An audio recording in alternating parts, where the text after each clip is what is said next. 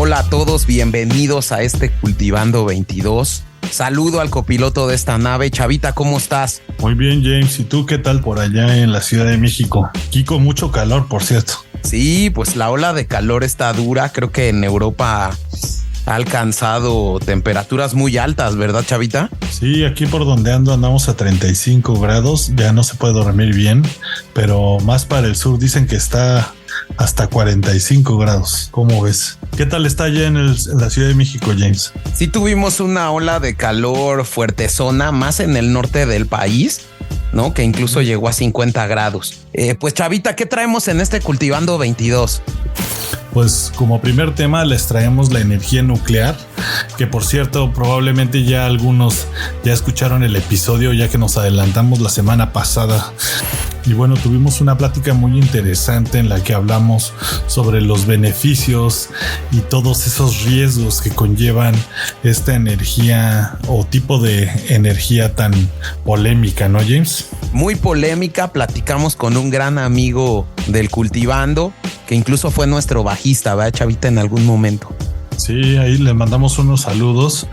Y como segundo tema traemos a Frida Kahlo, un ícono ya grande de México, hablando en temas de arte, temas también hasta de política, se podría decir así, ¿no, James? Sí, y en este tema tuvimos como invitada a Ana Carla Martínez. Les va a gustar mucho este tema porque platicamos de varias cosas que incluso yo no sabía antes de Frida Kahlo. Sí, muy interesante. La verdad es que me latió mucho esta plática y pues se los recomiendo. Quédense a escucharlo, ¿no, James? Y bueno, pues vamos a saludar a algunos de nuestros seguidores. Ya hemos visto que hemos crecido la comunidad. Nos escuchan ya en Honduras, Chavita, en sí, Trinidad y Tobago, Guatemala, como siempre España, muy queridos. Un gran saludo. Esperamos que si tienen ahí, les gusta el programa, nos manden también mensajitos para hacer cosas más de su gusto. Ya vimos que somos muy queridos por allá. Tenemos pronto unos temas bastante buenos. Vamos a traer regresando Cultivando la Música en el 23. Pero bueno, pues vámonos con las 10 de la semana, ¿no, Chavita? Sí, vámonos con las 10 de la semana. Estas son las 10 de la semana. 1. En temas de la guerra de Ucrania, Rusia advierte que si Ucrania utiliza las controvertidas bombas de racimo en su contra, ellos también utilizarán las suyas. 2. Y seguimos rompiendo récords con la ola de calor mundial. La semana pasada fue la semana más calurosa desde que se tienen registros, con un promedio de 17.25 grados centígrados. La Acrópolis en Grecia cerró debido a que se alcanzaron temperaturas de 44 grados. España 45. México registró temperaturas de hasta 50 grados. 3. Un grupo de expertos reunidos en la UNESCO establecerá la reglamentación de los llamados neuroderechos, ya que se prevé que el ser humano será capaz de manipular y leer las funciones cerebrales a través de la tecnología en aproximadamente 5 años. 4. Un científico mexicano acusado de espionaje a favor del Kremlin terminó su condena de 4 años en Estados Unidos. 5. Los sastres y zapateros en Francia se verán beneficiados. El gobierno subsidiará reparaciones de ropa y calzado con el objetivo de reducir el consumo y la generación de desechos de la industria textil. 6. China, Vietnam y varios países asiáticos prohibieron la distribución de la película Barbie por haber delimitado el territorio chino de una manera distinta. 7. Adiós al Wi-Fi y hola al Li-Fi. El sueño de Nikola Tesla está a punto de hacerse realidad. La tecnología de Light Fidelity, por sus siglas, utilizará la luz como medio de transporte para la información y será hasta 100 veces más rápido que las tecnologías actuales. 8. Actores y guionistas en Hollywood unen fuerzas en una huelga histórica de la industria de la televisión y cinematografía en los Estados Unidos. Exigen el aumento de regalías que derivan de la reproducción en las plataformas de streaming y el posible uso de su imagen mediante el uso de inteligencia artificial. 9. Reino Unido apuesta por el uso de los fondos de pensiones que invertirán en empresas británicas de alto crecimiento como medida impulsada para reactivar la economía. 10. Carlitos Alcaraz y Marketa Vondrousova se coronan campeones en Wimbledon. El primero después de derrotar en 5 sets al 7 veces campeón del torneo Novak Djokovic, y la segunda siendo la 42 del mundo después de derrotar a la número 6, la tunecina Ons Jabeur. Y regresamos aquí de podcast a podcast, como cada semana, James. Traemos nuestras recomendaciones personales. Y pues bueno, me gustaría empezar, James, ya que hace poquito me salió del algoritmo de Spotify un podcast que se me hizo bastante curioso. Se llama This Little Light. Y este podcast lo dirige Flea, el bajista de los Red Hot Chili Peppers.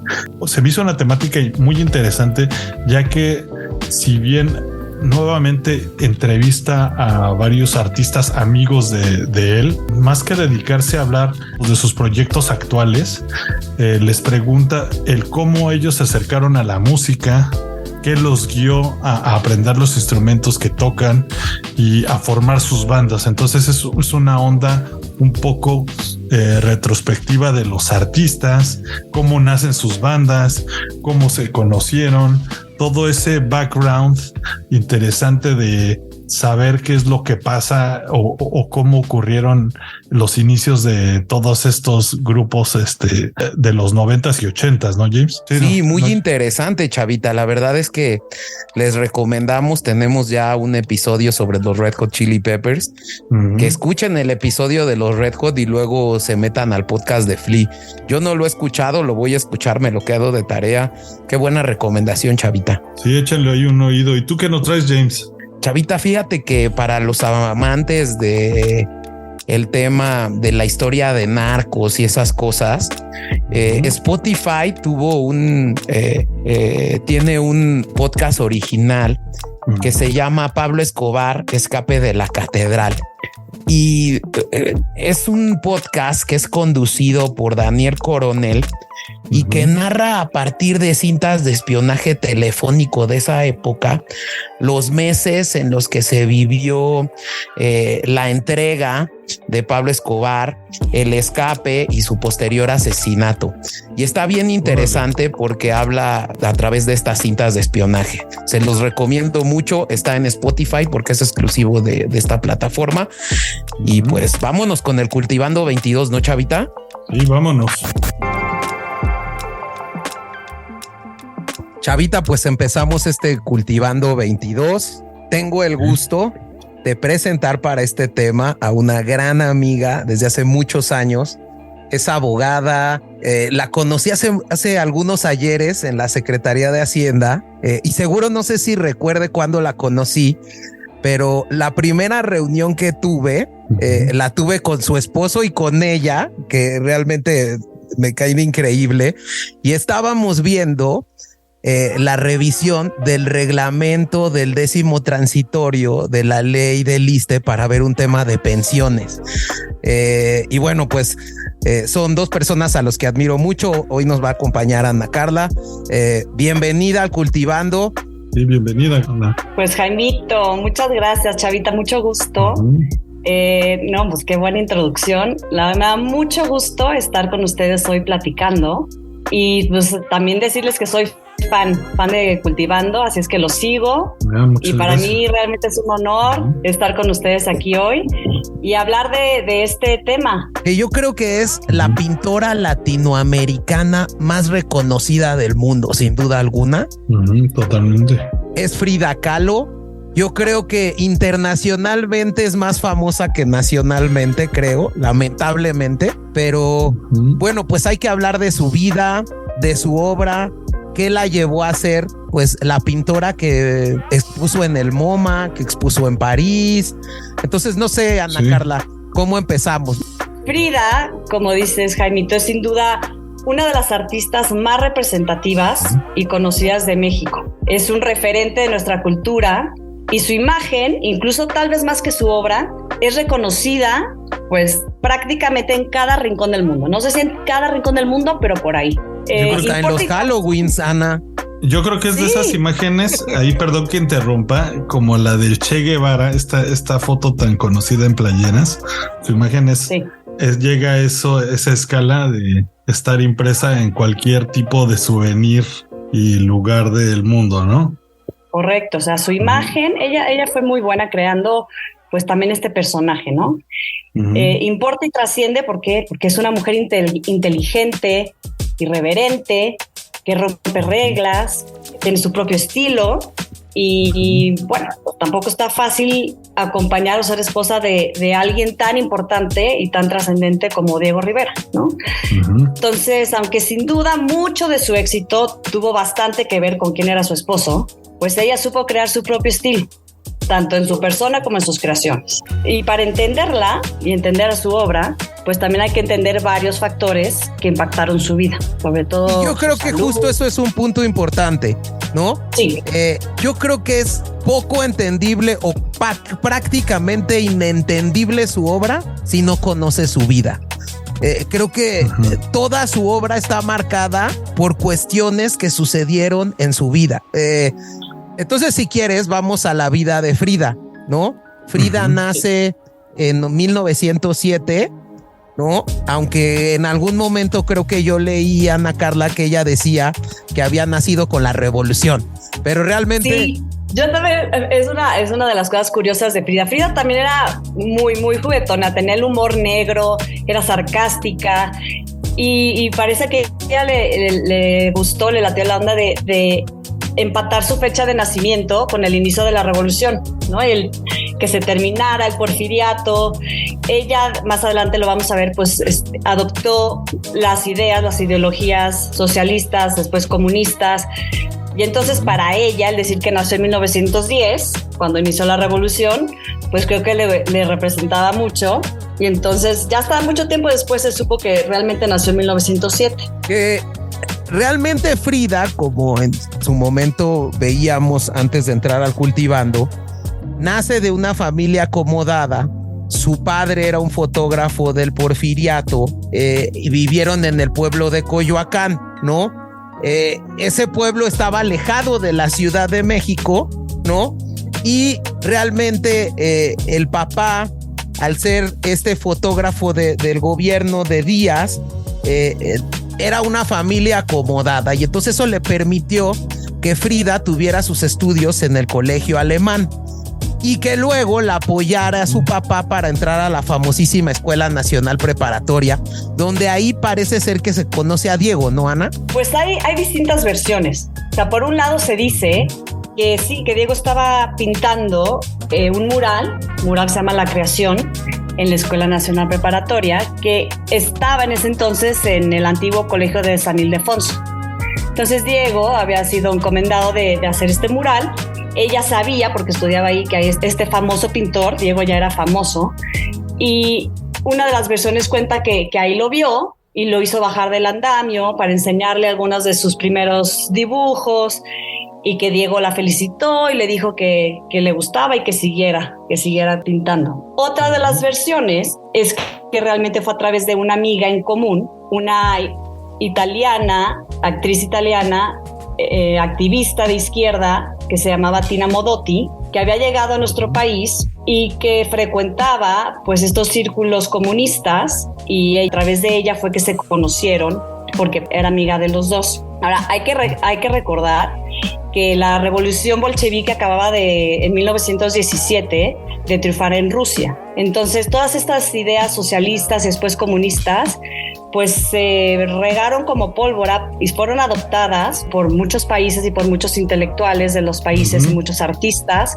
Se puso de moda, digamos. Entonces, muchos comulgaban con estas ideas comunistas y Frida y Diego fueron unos de ellos que, de hecho, después formaron parte de la Liga Comunista Internacional y del Partido Comunista Mexicano. Importante decir que el primer episodio de dolor de Frida fue a los 6 años cuando tuvo poliomielitis, ¿no? Que fue, creo que estuvo 9 meses en cama. Y entonces, aquí realmente lo que decían es que el papá y la mamá pues le pasaban cosas para que pudiera estar en cama y pudiera estar dibujando. Como tú lo dices, ahí conoce a Diego en la Escuela Nacional Preparatoria y en 1923 inicia un noviazgo con un cuate como de la alta sociedad llamado Alejandro Gómez Arias, ¿no? Okay. Que ahí es en la escuela, en esta parte de la Escuela Nacional Preparatoria, este chavo Alejandro Gómez y Frida se meten a los cachuchas, que eran estos como porrillos que andaban con estas ideas socialistoides, ¿no? De comunismo.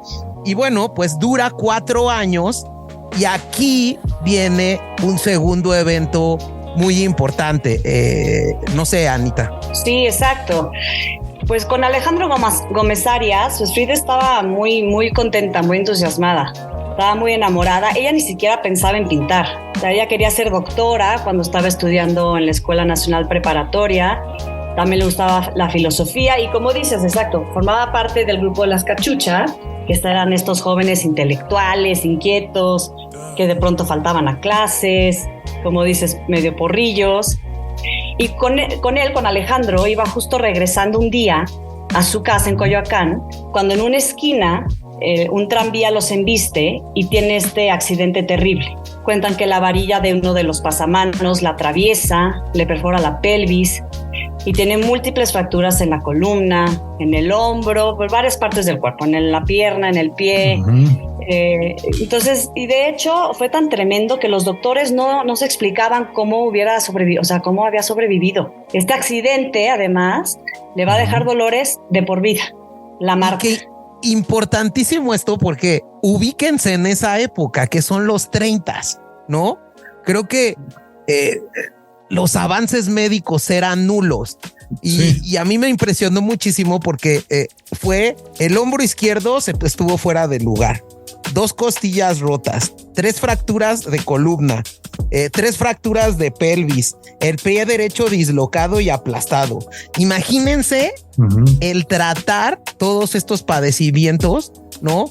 Digo, de milagro sobrevivió, como dices, Anita. Sí, me imagino que si no hubiera tenido los medios, no hubiera podido una persona común de ese momento, no hubiera podido sobrevivir algo así, ¿verdad? Sí, o sea, fue gravísimo. Y de hecho narran algunos testigos que presenciaron el accidente, que alguien se acercó en algún momento a tratarle de zafar pues este pasamanos que tenía ahí atravesado, y que el grito de Frida fue, bueno, desgarrador, un dolor durísimo, un accidente gravísimo, que después de este accidente pues nunca queda igual. O sea, ya de por sí, como decíamos de la polio le dejó varias secuelas también. Y este accidente pues le obliga a tener muchísimas operaciones a lo largo de su vida y unos dolores terribles que hacia el final de su vida se intensificaron y eran prácticamente insoportables.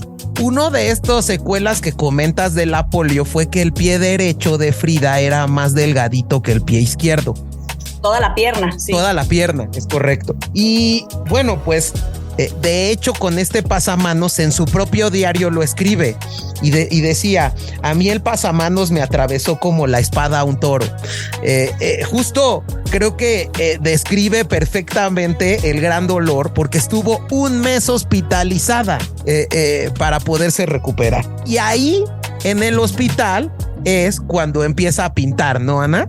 En el hospital y después también en su casa. Ya de regreso a la Casa Azul, su mamá le pone un espejo en el techo de dosel. Ella tenía una cama con dosel, que son estas que tienen 4 palos, estas camas antiguas, y en el techo de esa cama la mamá le pone un espejo para que ella pueda verse, y también le confeccionan ahí un caballete en una especie de andamio para que acostada pueda pintar, y así es como ella se entretiene.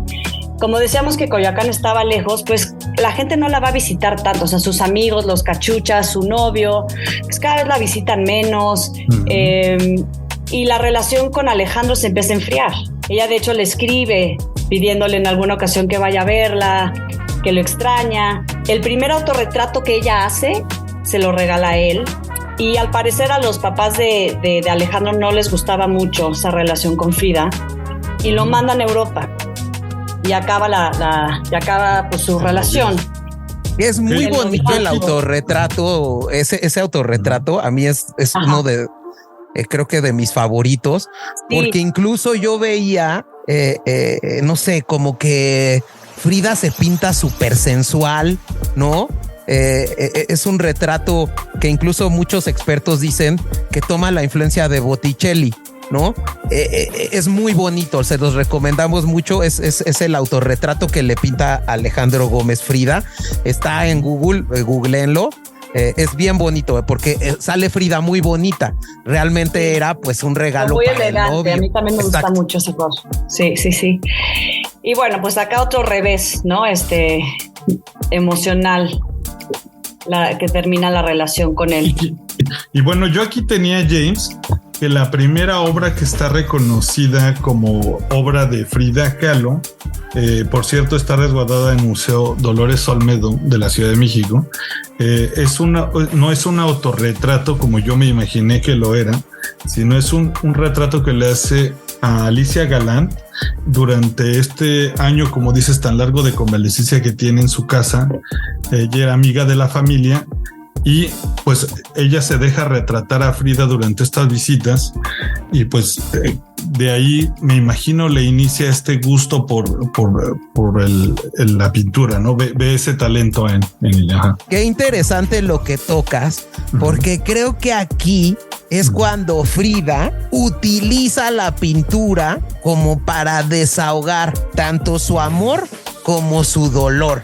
Y entonces justo con la pintura de Alejandro Gómez como que se empieza a dar cuenta que la pintura puede ser su salida, ¿no? Esa válvula de escape, ¿no? Catarsis, a modo de catarsis. A modo de catarsis. Digo, al igual que muchos artistas, pero en ella y en su obra se nota mucho cómo trasciende pues su estado de ánimo, sus sensaciones, lo que está viviendo, ¿no? Sus buenas temporadas, sus muy malas temporadas, pues su dolor, su amor. Ella empieza a descargar, digamos, todos estos sentimientos y dolores a través de su pintura. Y en 1928, que Frida ya estaba un poco recuperada del accidente, ¿no? Evidentemente ya había perdido la escuela, ya no tenía ganas de ser doctora, ¿no? Empieza ya a pintar, ¿no? Y bueno, empieza a los 21 años a ser miembro del Partido Comunista Mexicano. Y aquí creo que es importante, ¿no? Decir cómo se empieza a relacionar con el mundo socialistoide de esa época, ¿no, Ana Carla? Sí, y en el caso de los artistas, aquí en México muchos adoptaron esta ideología, ¿no? El propio Diego Rivera, José Clemente Orozco, Siqueiros. Y aquí fue donde, como decíamos, empezó a frecuentar mucho a Diego, se enamoran y bueno, van a tener siempre una relación muy poco convencional, ¿no? Hay que recordar que Diego le llevaba 20 años y él ya era un pintor como famoso. En México, había triunfado en Europa, él ya había estado casado en 2 ocasiones, primero con una pintora rusa, con quien tuvo un hijo, quien desafortunadamente murió al año. Después tuvo otra relación con otra pintora rusa y tuvo una hija con ella.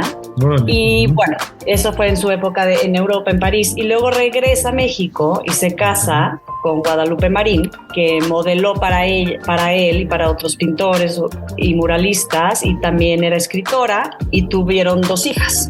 Es importante decir que Diego Rivera, ¿no? Lo que yo había visto y se empieza a exponenciar el muralismo en México, porque en el régimen presidencialista querían transmitir a la población como los ideales fundacionales de México, y por eso le piden a muchos muralistas, ya vamos a tener un cultivando sobre el muralismo mexicano, pero le piden a muchos muralistas hacer en paredes distintas de la Ciudad de México, incluido Diego Rivera, ¿no? Como para vender el ideario nacional, porque había mucha gente que no sabía leer y escribir, y entonces de esa forma era la manera en la que el gobierno les transmitía pues cuáles eran los valores, ¿no? Sí. Y eso está interesante, porque yo justo es lo que había escuchado también, un poco alejado de eso, pero yo había escuchado que el mismo metro de la Ciudad de México es de los pocos metros en el mundo que tienen símbolos, y justo se planeó porque muchísima gente en México antes no sabía leer, entonces simplemente pues se basaban a través de estos símbolos para llegar a destino X o Y. Y me parece interesante saber que justo una parte de transmitir lo que quería que se transmitiera el gobierno a la gente, esos idearios, esa historia, pues era a través justo de imágenes en estos murales, ¿no? Entonces, retomando lo que decía Ana Carla, digamos, se empieza a juntar con esta gente socialista y tuvo a una amiga muy especial que era esta fotógrafa italiana, Tina Modotti, ¿no? Que andaba con Juan Antonio Mella, un cuate líder socialista cubano.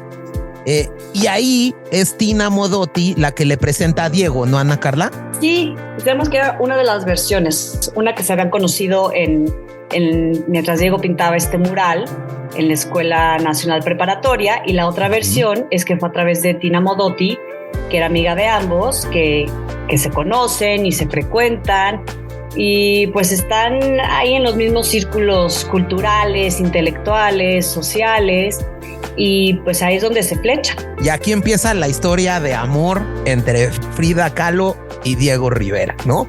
Creo que aquí es la parte más bonita y de cuento de hadas, porque incluso ahí Diego le escribe cartas que están padrísimas, que incluso le dice la niña de mis ojos. Y bueno, creo que esta es la parte la más bonita de la historia. Es la más bonita y dura poco en el sentido porque al poco tiempo de casados, Diego empieza con infidelidades. Ella ya lo sabía, ya se lo habían advertido, y no sé si pensó que iba a poder ser distinto con ella o puso eso de lado, pero así le entró, ¿no? Y su relación fue muy tormentosa. Se adoraban, se necesitaban, pero también se hacían mucho daño, ¿no? Un tipo de relación tóxica, que diríamos ahora, ¿no? Es algo que me comentaban Ana, tú y James, ¿no? Que dicen que mucha gente en México la ubica como una figura feminista, pero pues de cierto modo no llega a representar ese feminismo, o al menos ese feminismo conocido hoy en día, ¿no? Como que yo siento que era una mujer muy fuerte, con ideales muy bien definidos, pero quizá no se le podría definir feminista, al menos en lo que se ve como feminismo moderno, ¿no? Que hay que estar también tener en cuenta que pues el feminismo moderno inicia en los 60s y 70s. Sí, exacto. Es una figura controvertida también por eso, ¿no? Hay quien opina que al contrario, que es un contraejemplo del feminismo, ¿no? Por poner a Diego siempre antes que ella, esta relación que tuvieron, que lo perdona una y otra vez. Entonces, sí, tal vez no sea como que la definición del feminismo que conocemos ahora, ¿no?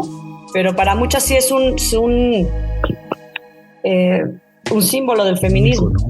Sí, de hecho, justo en algún momento vi un documental donde un cuate español platicaba de cómo es posible que fuera la figura del feminismo si tiene el cuadro que se llama Diego y yo de 1949, donde realmente siempre pone a Diego en esta primera etapa adelante de ella, y eso está cañón, ¿no, Ana Carla? Sí. Y ella se pinta muy chiquita. Digo que en la vida real Diego era muy grande y era mucho más chiquita que él, pero lo hace todavía más notorio, como que quiere engrandecerlo a él y ella se pone más chiquita y más atrás. Tienes razón.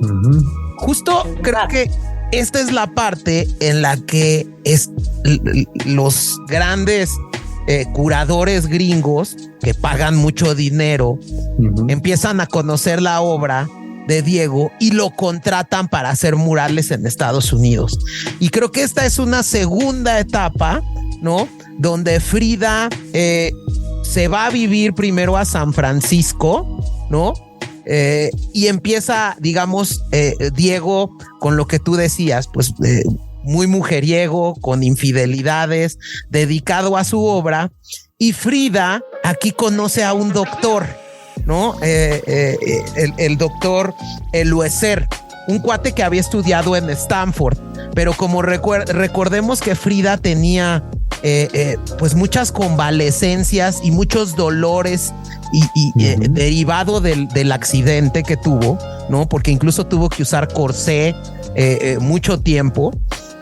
Un día que se siente mal de la pierna derecha, la hospitalizan en San Francisco y conoce al doctor Elois. Y creo que termina siendo una relación entre amistad, entre amigobios, ¿no?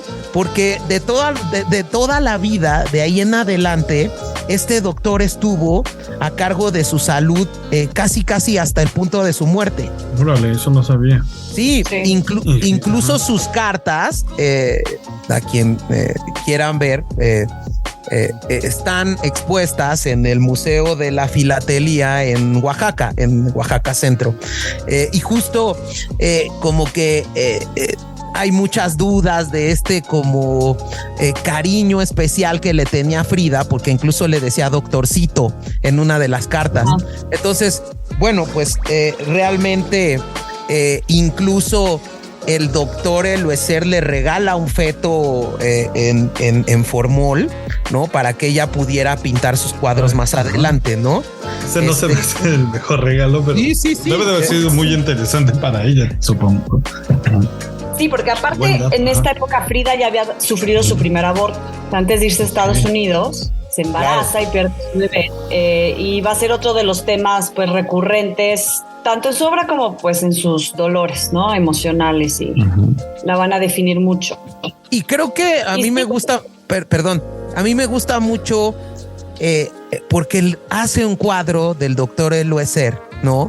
Y aquí creo que me encanta porque el cuadro es demasiado básico, pero creo que lo importante del cuadro es apreciar el humor negro, porque al doctor Eloeser le pinta un barco que realmente dicen que el de ese doctor era aficionado a salir en su bote en San Francisco, pero el cuadro le llama Los Tres Amigos y hace referencia a Diego, a ella y al doctor. De hecho, una de las cartas del doctor Eloeser la describe como una muchacha de belleza inusual, cuyo pelo era de un negro lustroso, sus cejas oscuras casi juntaban sobre su nariz recta y su piel era de un tenue rosa coral claro. Entonces, como que, no sé, que mi doctor me escriba eso. Se describe así. Sí. Pero bueno, pasando en este tema de San Francisco, luego Frida se va a Nueva York y luego a Denver, ¿no, Ana Carla? A Detroit, sí. A Detroit. Todos son por trabajos y comisiones de Diego, ¿no? En San Francisco lo invitan a hacer un mural en el edificio de la Bolsa.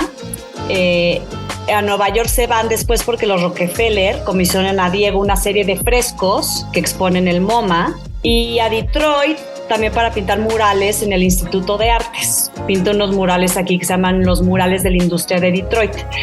Y en todos estos viajes, para Frida es un sentimiento agridulce porque extraña mucho México. Se siente sola en muchos ratos. Diego está distraído o con su trabajo o con sus modelos. Y a pesar de que tienen una vida social muy activa y empieza a abrirse espacios en todos estos círculos sociales, en el jet set literal. Y ella lo califica, por ejemplo, el de Nueva York como muy frívolo. No la acaba de convencer. Pero empieza a llamar la atención ella también por su estilo, por su simpatía. Como decías, ella tiene un humor negro, es sarcástica, es rápida, y entonces empieza a llamar la atención, empieza a caer bien. Empieza a pasar de ser la esposa de Diego, que siempre acompaña a Diego, a ser Frida, a que la empiezan a voltear a ver a ella. Ella también aprovecha todo este espacio, todo este tiempo para ponerse a pintar. Se pone a pintar mucho. En San Francisco pinta, en Detroit, por ejemplo, tiene un estudio. Ella, que mientras Diego está en el Instituto de Artes, ella también está pintando. Y, por ejemplo, en San Francisco expone por primera vez aquí un cuadro suyo en una exposición de pintoras mujeres. Entonces, pues le empiezan poco a poco a reconocer a ella como pintora y no nada más como la esposa de Diego. Ella llamaba también, como decía, mucho la atención por su estilo, ¿no? Y siempre se identificó con sus raíces, con su herencia indígena, y vestía con estos trajes de tehuana, con estas joyas prehispánicas o mexicanas. Y el traje de tehuana lo usaba en parte para honrar a su herencia oaxaqueña, pero también en parte para ocultar esta pierna afectada por la polio que decíamos, y el corsé que usaba a consecuencia del accidente, y le venía más cómodo usar este tipo de trajes, ¿no? Ok, y que justo uno de sus obras conocidas también se llama, justo es Autorretrato en la frontera entre México y Estados Unidos, ¿no? Es una pintura en la que justo muestra a su lado izquierdo, pues como industria y el capitalismo de los Estados Unidos en contra de sus raíces y todo estos contrastes que hacía los Estados Unidos y México, ¿no? Y muchos contrastes, porque siendo comunistas, pues Diego empieza a aceptar estas comisiones y trabajos pues pagados por los Rockefeller, por la familia Ford en Detroit. Entonces, ¿no? A algunos no les gusta del todo esta dicotomía. Y bueno, hablando de Detroit también, aquí pasan también dos sucesos muy tristes y muy fuertes para Frida. Está en esta época embarazada, es un embarazo de alto riesgo, le aconsejan reposo absoluto y tiene un aborto. El bebé ya tenía 4 meses y lo pierde, ¿no? Y aquí es cuando pinta otro de sus famosos cuadros, el Hospital Henry Ford, que es muy crudo, ¿no? Este cuadro. Y pues plasma aquí la profunda tristeza que estaba sintiendo. Y también, a los pocos meses después de eso, le avisan que su mamá está muy enferma en México, viaja a México y bueno, su mamá muere, ¿no? Entonces es una etapa muy dolorosa para ella porque tiene estas pérdidas muy fuertes en poco tiempo. Y Diego, pues muy metido también en su trabajo, no se siente muy sola. En 1933 regresan otra vez a Nueva York para que Diego pinte otro mural en el vestíbulo principal del Rockefeller Center. Pero las cosas acaban mal porque Diego pinta a Lenin en su mural y ese ya fue como demasiado, ¿no? Sí, entonces les piden que lo borren, no quieren y la cosa acaba mal y se acaban regresando a México. Frida lo convence ya también de volver, que ya era tiempo y que están haciendo allá y regresan a México. Que llega esta etapa ahora sí donde conocen a León Trotsky, ¿no? Sí, correcto. Bueno, pero espera, Chavita, porque espérate, Chavita. Hay otro suceso muy traumático y doloroso para Frida. Regresan y se instalan en estas casas de San Ángel, en la casa la que hoy es la Casa Estudio. Bueno, desde entonces era la Casa Estudio Diego Rivera. Que está preciosa. Padrísima. Si no la conocen, vayan también. Y bueno, si quieren, ahorita hablamos también de eso y de la Casa Azul, que vale mucho la pena visitar. Sí. Y bueno, la idea es que cada quien tuviera su casa y su estudio y se comunicaban ambas casas por un puente, ¿no? Y ahí estaban instalados. Y Frida, que siempre había sido muy cercana a su hermana Cristina, que era la hermana menor de Frida, le sugiere a Diego pues que contrate a Cristina como su asistente. Lo hace y no contaba con que Diego y Cristina van a empezar a tener una relación amorosa y que aparte duró bastantito, o sea, no fue como un resbalón. Y Frida se entera, ¿no? Entonces, bueno, Frida evidentemente nunca se imaginó que hasta con su hermana le iba a ser infiel Diego, ¿no? Para ella, pues ya.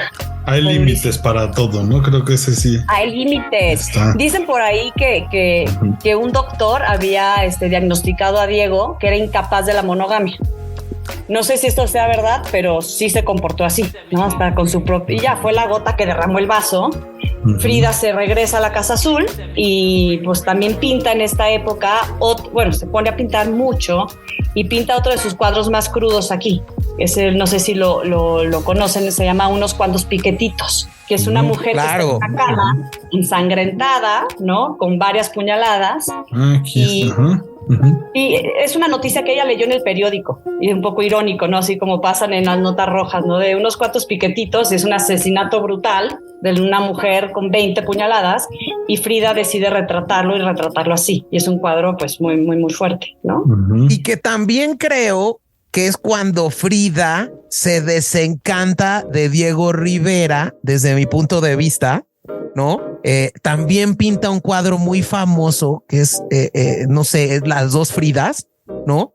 Donde también nace una dicotomía entre la Frida con Diego y la Frida liberada, ¿no? Y que creo que ahí es cuando justo la relación, la fama, el jet set, pues los empieza a separar.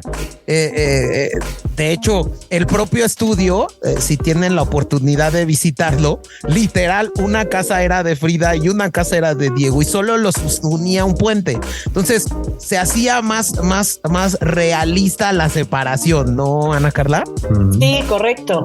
Este cuadro que dices, que es uno de los más famosos de las dos Fridas, si tienen oportunidad de verlo, está en el Museo de Arte Moderno de la Ciudad de México. Y es un cuadro muy grande de los que, o sea, es muy impactante de ver. Te lo recomiendo. Y sí, es correcto. Pero, como siempre, se reconcilian un año después. Frida lo perdona. Eventualmente también perdona a su hermana. Pero ella, ya también James, como dices, empieza a separar un poco, se desencanta de cierta manera de Diego, aunque pues, lo va a cuidar siempre y se necesitan. Y ella también empieza por su parte a tener pues ya muchas aventuras, muchos amantes, hombres y mujeres, y empieza a ya no tenerle que rendir cuentas a Diego. Está cañón porque de verdad creo que es impresionante, pero a Diego le molestaba mucho que Frida tuviera o sostuviera relaciones con hombres, pero dicen que no le molestaba tanto cuando sostenía relaciones lésbicas. Y incluso impresionante, pero y ya lo vamos a platicar más adelante, como dice Ana Carla, del tema de la Casa Azul. Pero en el cuarto principal de Frida de la Casa Azul hay una inscripción de María Félix, como si María Félix hubiera estado en ese cuarto, ¿no? Es impresionante. Pero bueno, digamos, luego llega a la escena, Chavita y Ana, León Trotsky, uno de los ideólogos de la Revolución Rusa, ¿no? Junto con Lenin y Stalin, ¿no? Lenin, como tú decías, Ana Carla, muere, ¿no? Antes de entrar a Cultivando. Y bueno, pues Stalin accede al poder y empieza a perseguir a Trotsky. Exacto. Lo acusa de, entre comillas, actividades antisoviéticas y lo destierra. Y lo persigue hasta el final de sus días, no solo políticamente, sino también en lo personal, a él y a su familia. Es durísimo. Trotsky acaba peregrinando por varios países hasta que es recibido en México como asilado político por Lázaro Cárdenas. Diego era admirador de Trotsky y él y Frida fueron piezas muy importantes junto con otros intelectuales para solicitar su asilo en nuestro país y que pudiera llegar. Entonces los reciben cuando llegan a Veracruz y se quedan con ellos en la Casa Azul. Y al poco tiempo, Frida y Trotsky se hacen amantes. Y fue uno de los amantes más importantes para ella. La pobre de Natalia, pues yo creo que nada más disimulaba, pero Diego cuando se entera rompe con Trotsky, o sea, y no nada más por esto. Diego y él ya traían su historia ahí de desencuentros, tenían varias discusiones ideológicas, ya estaba tensa la situación realmente entre ellos, y ya con lo del romance aquí entre Frida y Trotsky, pues se rompe la relación y Trotsky y Natalia se mudan a una casa también ahí en Coyoacán, en la calle de Viena, que hoy es el Museo Casa de León Trotsky, que también les recomiendo mucho. Si no lo conocen, vayan a verlo porque es muy interesante ver, sobre todo por el tema histórico y todo lo que pasó en esa casa. Ahí es donde muere León Trotsky y no sé si lo conozcan, y si no, vale la pena que se den una vuelta ahí en Coyoacán. Ya está saliendo la guía turística, ¿no? Temática para la Ciudad de México. Museo de Arte Moderno, la Casa de Frida, el Anahuacalli también es muy bonito, ya haciendo de una vez el paréntesis. Exacto. Justo como dice Ana Carla, la Casa Azul, como andaban en entre odio y amor Frida y Diego, ¿no? Ellos se van a vivir al estudio y le ceden la casa a León Trotsky y a Natalia, pero los iban como a estar visitando.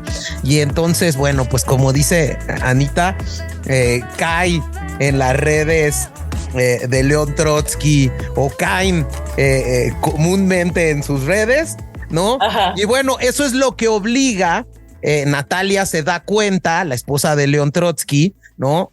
obviamente le reclama, se pelean y eso es lo que obliga a León Trotsky a irse a vivir a su casa, que es la casa que está en Viena. En esta época, creo que es la primera vez que Frida, que es 1937, que es la primera vez que Frida expone en una muestra colectiva en la galería del Departamento de Acción Social de la Universidad de México en esta época, colectivamente.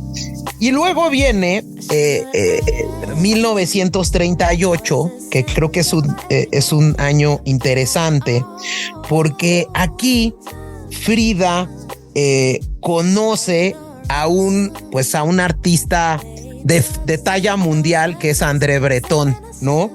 Y lo conoce en México y le ofrece a Frida promover su trabajo a nivel internacional. Y creo que esta oportunidad llega en un momento en el que Frida pues quería ver otros aires, quería ir por otros rumbos y creo que empieza a viajar, ¿no, Anita? Sí, o sea, en 1938 la invitan a Nueva York, ella regresa a Nueva York y ya no como la esposa de Diego Rivera, sino para su primera exposición, ella sola. Expone en la galería de Julien Levy y le va muy bien, vende varios cuadros aquí, tiene buenas reseñas y aquí también empieza o mantiene una relación con un fotógrafo que también la va a hacer muy famosa, un fotógrafo húngaro-americano que se llama Nick Murray, que es quien le toma muchas fotos, estas fotos que hemos visto de ella que son muy, muy conocidas, y la pone en el centro de la opinión pública, ¿no? La hace realmente ya que todo el mundo la conozca mucho y por su obra también. Y sí, exacto, André Breton viene a México porque también es admirador de Trotsky y Diego lo invita, Diego ya lo conocía, se hace amigo de Frida y la invita a participar en una exposición a París. Ella se va, pero a diferencia de su exposición en Nueva York, no le va muy bien, no es lo que ella se imaginaba. Es una exposición más bien sobre México y ella estaba un poco pues atacada que junto a sus obras André Breton tenía pues baratijas de mercado y era lo que estaba exponiendo él como pues una exposición más completa de México y bueno, a ella no le gustó mucho, pero pues se expuso en París, ¿no? Y esto creo que es bien interesante porque esta exposición de París primero le da contacto con un genio del arte que es Marcel Duchamp, ¿no? Y como número 2, el gobierno francés, a través de la fundación esta de Louvre, le compra un cuadro. Entonces creo que eso es muy interesante. Correcto, tienes razón. Eso pasa y además conoce y se hace amiga de Picasso, por ejemplo, de Kandinsky. Entonces ya se mueve ella por sí misma también en estos círculos y es reconocida por este tipo de artistas o pintores. No, y es que ella estaba en el jet set mundial. Sí. Y luego esa fue su graduación, digamos, ¿no? Sí, sí. Regresa y ya su relación con Diego no va bien y Diego le pide el divorcio. Ella se deprime, pues para la época es duro, es raro que uno se divorcie y se refugia en la pintura, se pone a pintar mucho, pero también empieza a tomar mucho, ¿no? Se refugia también en el alcohol. Y de aquí, de esta época, tiene una frase muy buena que dice, ¿no? Dice, quise ahogar mis penas en licor, pero las condenadas aprendieron a nadar. Y así es Frida, con este tipo de humor negro siempre, también burlándose un poco de ella, de su situación, y pues eso le ayuda, ¿no? De cierta manera. Y se pone a pintar, en esta época es cuando pinta muchos autorretratos. Y que creo, para mí, que digamos, técnicamente, es cuando Frida mejora muchísimo. O sea, ¿por qué?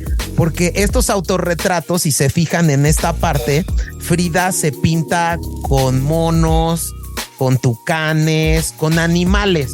Y de hecho, si se fijan, las miradas de Frida son muy intensas. Y eso creo que muchos críticos del arte lo han celebrado.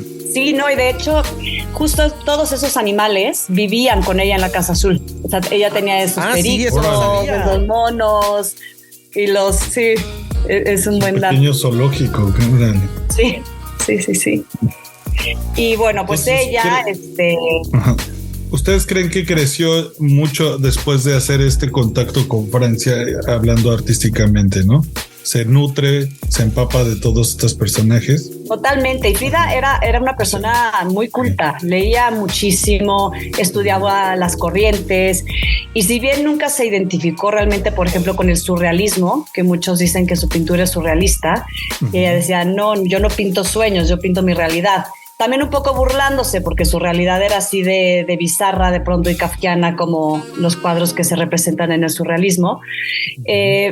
Pero claro, o sea, tuvo influencia también de Diego, ¿no? Y de todas estas corrientes, porque pues era una ávida seguidora de estos mundos, estaba metida en estos círculos. Y aquí también creo que es importante decir que mientras, y leía en algún momento en una revista de arte, que es cuando los murales dejan de tener valor, digamos, como que sube más el valor de la obra chiquita, ¿no? De la obra al óleo, y empiezan a perder valor los murales, y eso le da mucho empuje a Frida, que en 1940 empieza a exponer en la Exposición Internacional de Surrealismo en la Ciudad de México, en la Exposición Internacional del Golden Gate en San Francisco, en una exposición que se llamaba 20 siglos de arte moderno en el MoMA en Nueva York, ¿no?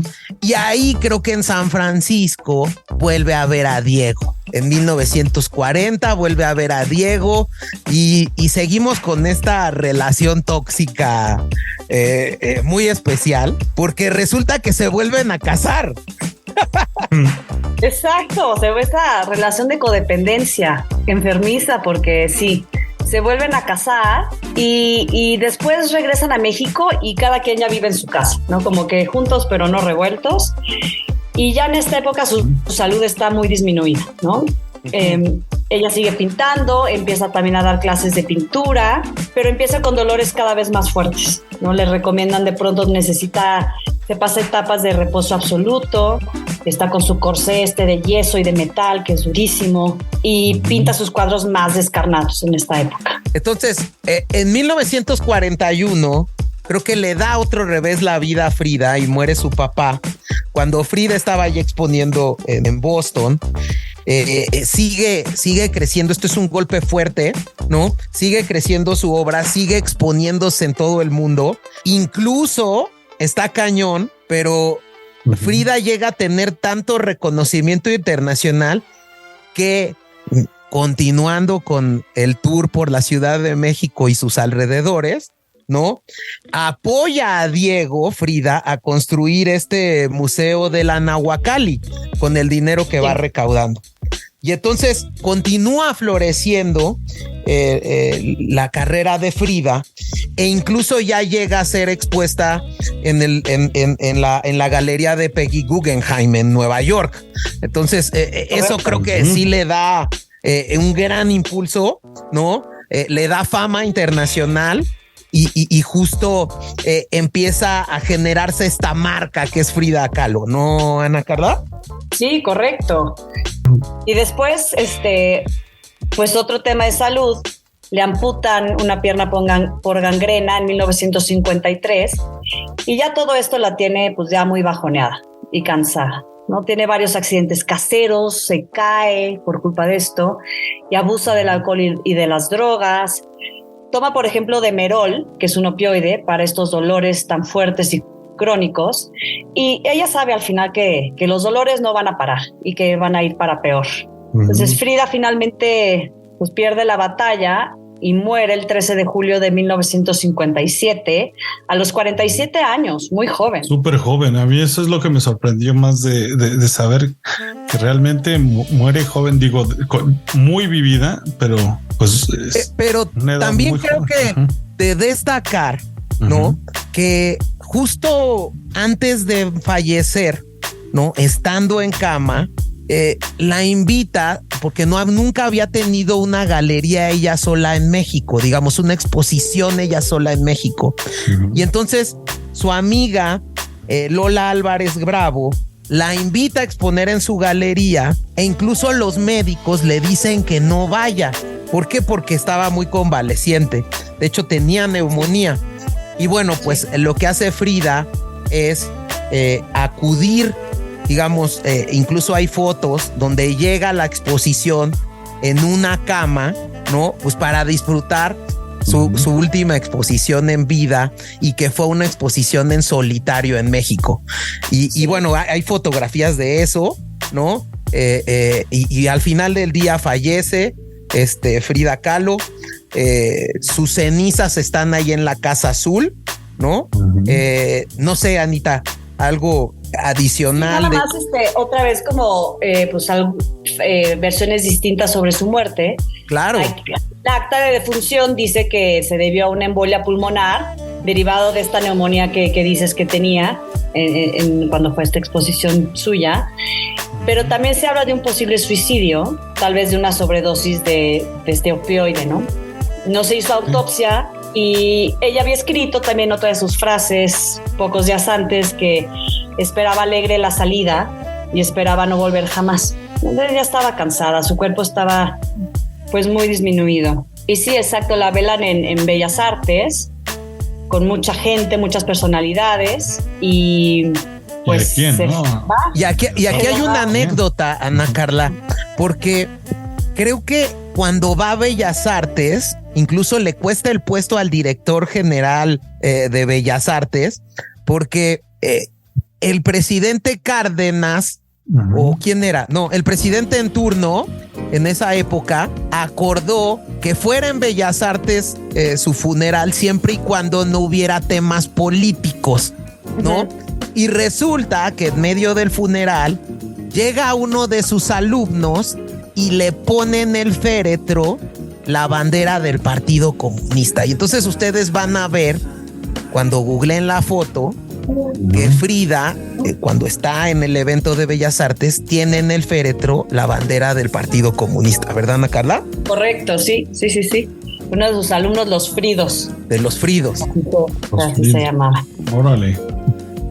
Y creo que sería importante tocar este punto, Anita.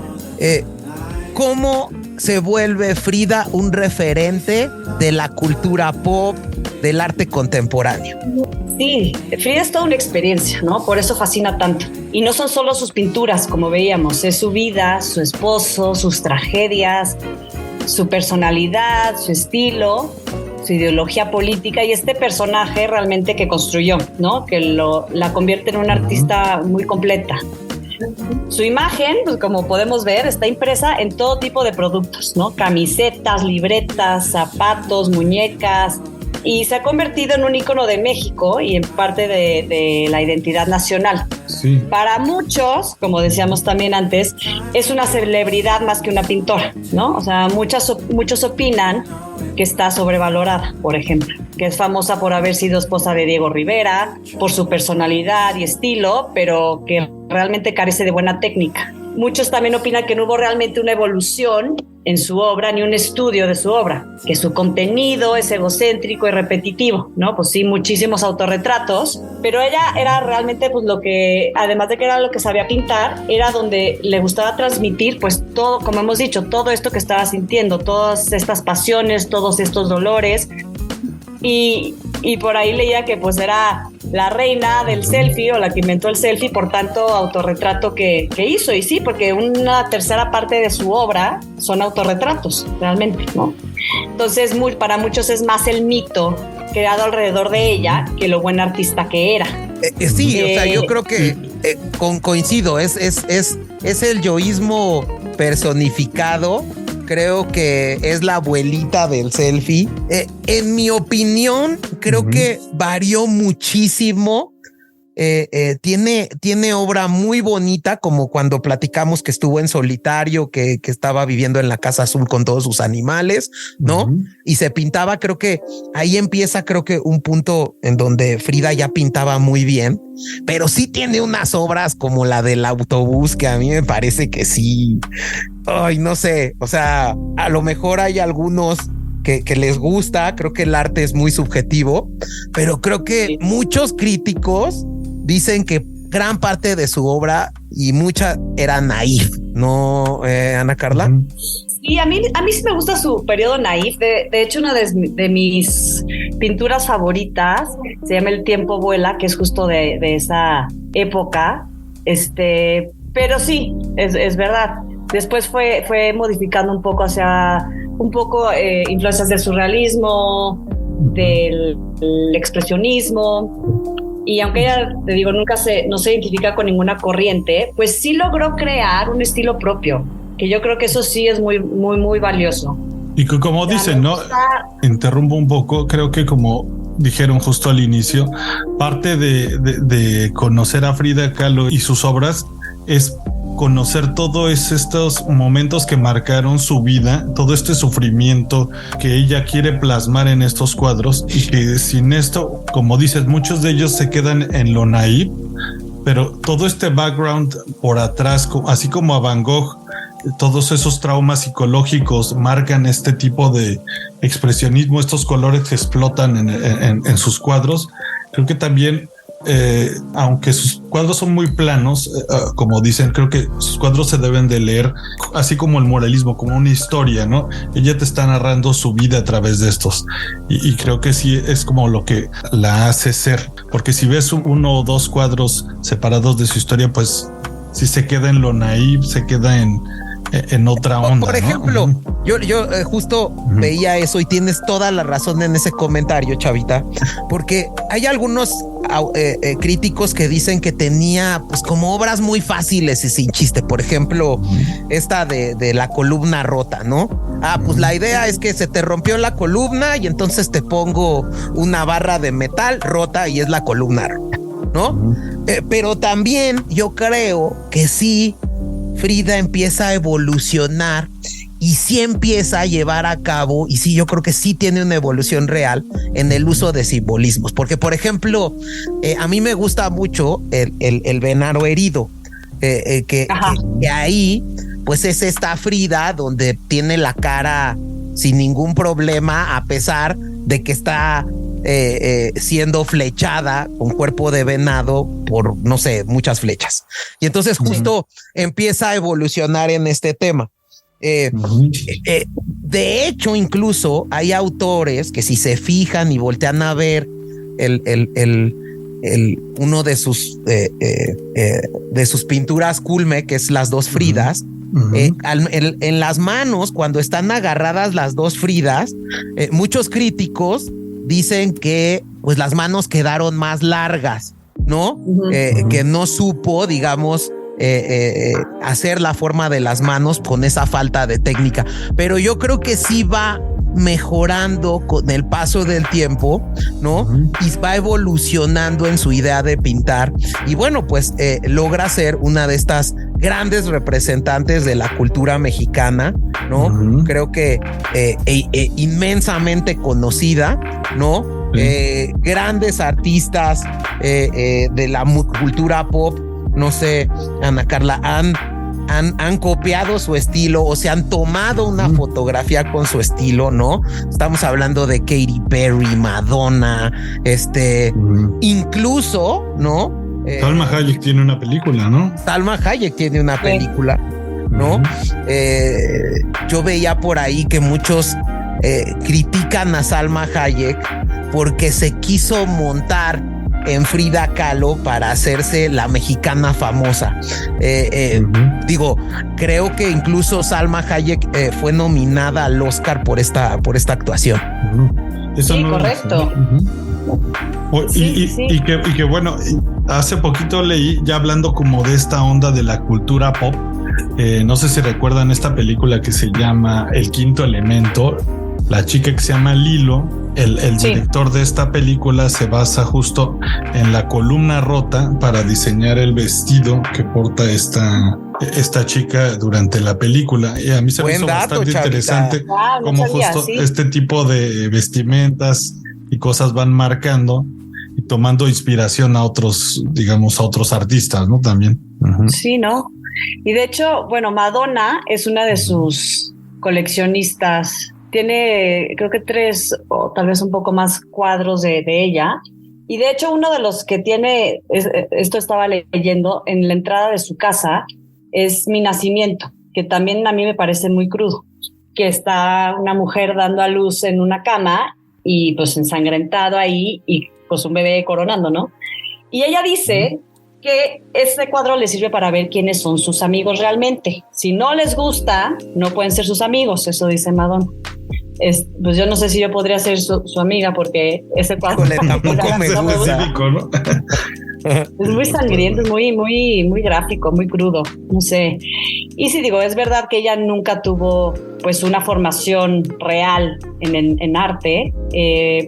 A su papá le ayudaba, ¿no? a retocar fotografías y lo que tú contabas, Jaimito, también después, pero realmente no tuvo una formación como tal, ¿no? Y sí, es verdad, a mí lo que me gusta es que sí logra transmitir su realidad y sus pasiones a través de su obra y se separa de esta influencia de Diego para crear un estilo propio. Me parece que es muy valioso, pero sí es debatible. ¿A ti te gusta Chavita, por ejemplo? Yo no soy el mayor seguidor de Frida Kahlo, justo. Me llama mucho la atención su vida como tal, pero su obra no lo sé, no es como totalmente mi estilo y la verdad es que me ha alejado un poco de seguirla, pero después de este programa creo que vale la pena retomarla un poco y pues echarle, ¿por qué no?, un revistazo, y más ahora que voy a andar en la Ciudad de México en agosto. Voy a aventar mi tour, ya que nombramos algunos de sus museos, ¿no? Ahí les va otro dato de estos de cultura pop, ¿no? Se dice que el cantante de Coldplay, Chris Martin, vino a la Casa Azul, ¿no? Y quedó fascinado de la pintura de Frida Kahlo. Y uno de los cuadros que está en la Casa Azul son las sandías. Y esas sandías dicen viva la vida. Y incluso la canción de Coldplay, Viva la Vida, es gracias a Frida. Mira, no sabía. Y sí, así se llama ese cuadro. Eso está bueno. Es correcto. Y entonces dicen que en el video de Coldplay, ¿no? Si se fijan, tiene una textura de pintura. Y esa textura de pintura dicen que hace referencia a que eran fans de Frida Kahlo cuando vino a la Casa Azul. Buenísimo. Muy recomendable, hacer el tour, ¿no? Creo que es preciosa la Casa Azul de Coyoacán, ¿no, Ana Carla? Sí, es uno de los sitios más visitados en la Ciudad de México. Reserven a todos aquellos que tienen que reservar. No se acerquen si no llevan boleto porque no vale la pena. Exacto. Tienes que reservar porque de verdad es muy concurrido. Y es muy interesante porque es su casa y muestran, además de parte de su obra y algunas cosas de Diego, también cosas personales, ¿no? De que coleccionaban ellos, figuras, esculturas, hay fotografías, hay artículos pues de uso personal, ¿no? Su cepillo, vestimenta, está su cama tal cual estaba en su cuarto. Vale muchísimo la pena visitarlo. Yo tengo que aceptar que fui cumpliendo mi tarea del cultivando, ¿no? Fui unos días antes a la casa de Frida. Van a encontrar cosas bien padres, por ejemplo, los cuadros de naturaleza muerta de Frida, que son muy bonitos, que es de esta época que a mí me parece que ya evolucionó cuando conoció a Breton en París. Están ahí, ¿no? Están las cenizas de Frida. Hay muchas fotos, está una cocina que es preciosa, está incluso, me gustó mucho, una chimenea que parece que de esa chimenea tomó la idea Diego Rivera para hacer el Anahuacalli, que también es un museo ultra recomendable cuando vengan a visitar la Ciudad de México. Y no sé si sabían que la obra de Frida fue declarada Monumento Artístico de la Nación en 1984 por el Instituto Nacional de Bellas Artes y Literatura. Sí, y de hecho, justo haciendo referencia a esto y a esta marca, ¿no? Tiempo después, porque yo había ido hace muchos años al Museo Frida Kahlo, pero tiempo después, al parecer encontraron un closet que tenía 300 vestidos y muchos artefactos y prótesis que utilizaba Frida. Y entonces en la casa contigua a la casa de Frida Kahlo hay una exhibición de vestidos. Ahí les vamos a subir unas fotos en el Cultivando. Pues no sé, Chavita, Ana Carla, no sé si tengas algunas ideas finales, una conclusión de este tema que a mí me parece bellísimo, porque es una historia muy padre. Sí, yo creo que Frida nunca imaginó que alguna de sus obras iba a vender tan bien. O sea, ella siguió dependiendo en vida de Diego, aunque logró vender algunos cuadros y le encargaron algunos retratos. Realmente, pues dependió económicamente de Diego, ¿no? Y, por ejemplo, en 2021, en una subasta de Sotheby's en Nueva York, su cuadro Diego y yo se vendió por un poco más de $34 millones. Órale. Que es el precio más alto alcanzado por una obra de arte latinoamericana. La compró un empresario argentino, pero es una cifra estratosférica, digamos, para... Nunca. Había vendido ya unos cuadros bastante bien. Por ejemplo, se dice que Madonna compró uno de ellos de manera anónima en una subasta, pero pues ya se voló la bata, ¿no? Y lo que decíamos, para entender su obra hay que entender su vida. Una mujer adelantada a su tiempo, y eso, su obra son sus sensaciones, sus estados de ánimo, sus herencias y todos sus acontecimientos personales, que siento que pudo transmitir de muy buena manera. Sí, totalmente.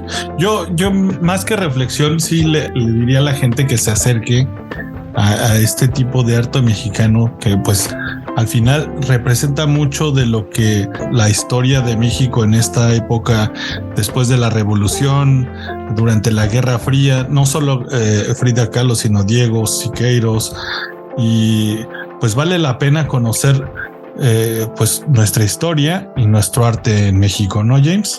Y bueno, a todos aquellos también los escuchas fuera de México, pues acérquense un poquito al arte mexicano, también vale la pena. Pues yo, para culminar, primero decir que Frida para mí es la artista latinoamericana de mayor exposición mundial. De hecho, Frida fue portada de Vogue, ¿no? Órale. Entonces sí, como dice Ana Carla, fue una adelantada a su época, ¿no? Creo que hoy en día grandes pintoras como María Izquierdo, Remedios Varo, Leonora Carrington tienen su influencia, ¿no? Sin duda alguna. 1000%. Creo que sí estuvo con un grande que era Diego Rivera, pero ella supo encontrar la forma de también ser una grande, ¿no? A pesar de todos sus dolores y de toda una vida de dolor que vivió, bueno, supo llevarla adelante, y creo que eso es padrísimo, conocer una historia de este tipo. Acá sacando lo de la vida le dio limones, y sí se hizo el jugo, de verdad. Digo, o sea, sacando una frase mexicana, eso es un limonada. Sí, es cierto. Pues yo te quiero agradecer muchísimo, Ana Carla, el que hayas estado aquí. Espero que no sea la última vez que vengas a Cultivando. Platiquemos de muchas otras cosas. Ana Carla ha estado en muchas reformas. Yo me acuerdo que incluso estuviste en el Instituto Sabía de Marcas, andaba ahí en temas de propiedad intelectual. Entonces, bueno, es un asset que hemos ganado aquí en el Cultivando. Para finalizar, primero pedirte si nos puedes recomendar algo de lo que estés escuchando. No lo podemos poner ya por temas de derechos de autor, pero bueno, para que la gente y se dé cuenta de tu gusto musical, si le gusta algún artista en particular o algo que tenga que ver con Frida, por ejemplo, ¿no? No, oigan, pues muchísimas gracias a ustedes. Fue un verdadero placer estar aquí platicando con ustedes, estando en Cultivando Ideotas y con este tema que me encanta. Así es que yo también espero que no sea la última vez, y feliz de volver. Y bueno, les voy a recomendar una canción que me gusta mucho. No tiene que ver con Frida, pero es una de mis canciones favoritas, y es Candy de Iggy Pop con Kate Pearson. Listo. Buenísimo. Siempre pone de buenas esa canción. Muchas gracias, Ana Carla. Gracias a ustedes. Hasta luego. Gracias. Bye. Bye.